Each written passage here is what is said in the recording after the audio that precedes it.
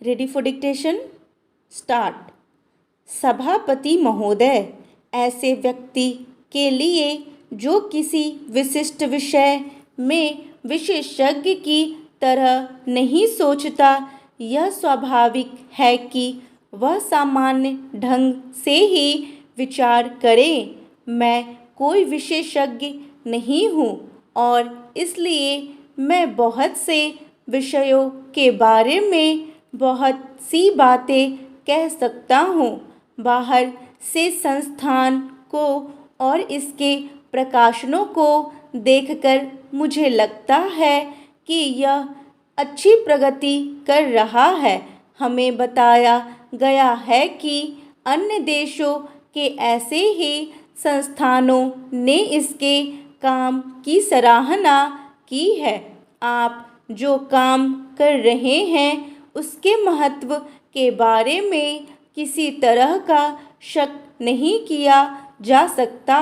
मुझे खुशी है कि एक छोटे से वार्षिक कार्यकारी अधिवेशन के रूप में शुरू हुई यह सभा यहाँ आए इतने सारे प्रतिष्ठित व्यक्तियों की उपस्थिति का लाभ उठाकर लोक सेवाओं के लिए भर्ती और प्रशिक्षण जैसे विशिष्ट विषयों पर एक सम्मेलन का रूप धारण करेगी। मैं समझता हूँ कि यह काम वस्तुतः ठोस और सार्थक है। मुझे पूरा विश्वास है कि इसके अच्छे परिणाम निकलेंगे।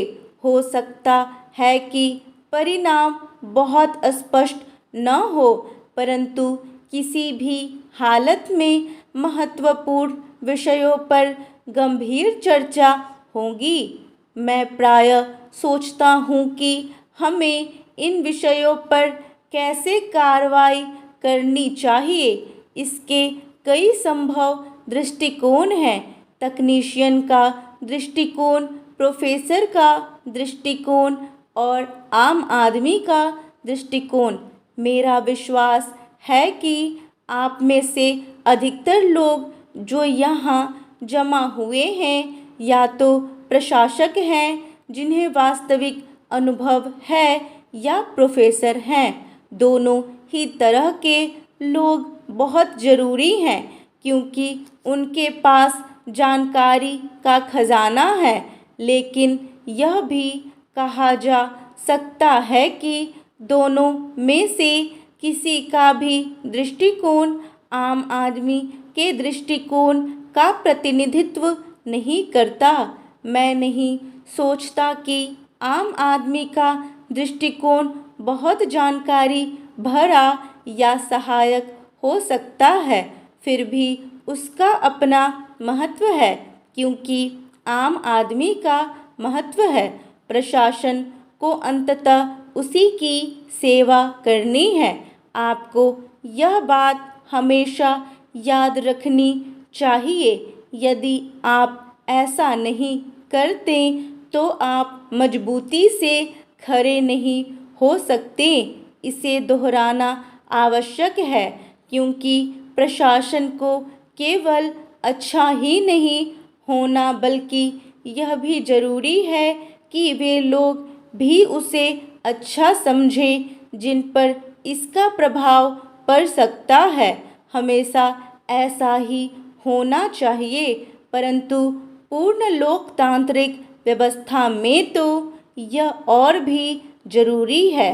सभापति महोदय, मैंने पूर्ण लोकतांत्रिक व्यवस्था कहा है क्योंकि न केवल हमारे देश में बल्कि दूसरे बहुत से देशों में भी पूर्ण लोकतांत्रिक व्यवस्था का विकास हो रहा है।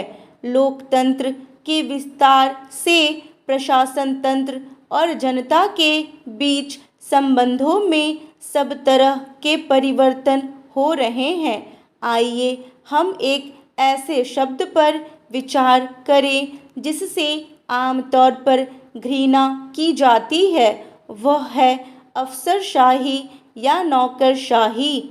अंग्रेजों के शासन काल में हम इसे खराब शब्द मानते थे और वह भाव कुछ अंश तक आज भी इससे जुड़ा है।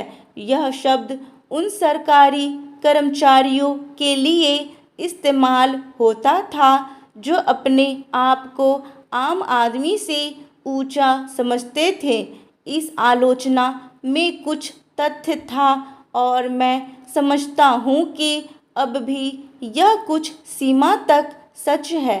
साफ है कि जब लोकतांत्रिक व्यवस्था लागू होती है और अगर लोकतंत्र को सही दिशा में ले जाना है तो हमें अच्छी तरह समझ लेना चाहिए कि लोकतंत्र का मतलब क्या है और यह लोक प्रशासन को कैसे प्रभावित करता है। असल बात तो यह है कि लोक प्रशासन के लिए ज़्यादा से ज़्यादा प्रशिक्षण और अनुभव की आवश्यकता होती है। फिर भी यह लोकतांत्रिक तत्वों से अधिकाधिक मिलता जुलता जा रहा है, जिससे प्रशिक्षित सिविल अधिकारी और लोकतंत्र के प्रतिनिधि के बीच कोई बड़ा अंतर दिखाई नहीं देता। यदि उन दोनों के बीच ऐसा कोई संबंध या मेल जोल न हो तो आपस में टकराव हो सकता है और दोनों को कठिनाई का सामना करना पड़ेगा। स्वशासन क्या है? हमारे यहाँ संसद है जो प्रभुसत्ता संपन्न है और जिसका चुनाव हर 5 वर्ष बाद होता है। साफ है, संसद जिन अनेक समस्याओं पर विचार करती है और उन्हें पास करती है, एक तरह से देश के 105 करोड़ लोग भी उन पर विचार करते हैं। यदि आप अनुमति दे तो मैं कहना चाहूँगा कि जनता के प्रतिनिधि जनता की सामान्य भावनाओं के अनुरूप ही काम करते हैं। चूँकि सरकार या संसद को नियंत्रण में रखना आवश्यक है, अतः जनता निश्चित अवधि के बाद सरकार या किसी सदस्य को उसके पद से हटाने की शक्ति रखती है। इसके अतिरिक्त लोगों में यह सामान्य भावना भी है कि शासन प्रबंध उनकी इच्छा अनुसार या उनकी सलाह से हो रहा है। वे यह सोचने लगे हैं कि वे खुद शासन कर रहे हैं।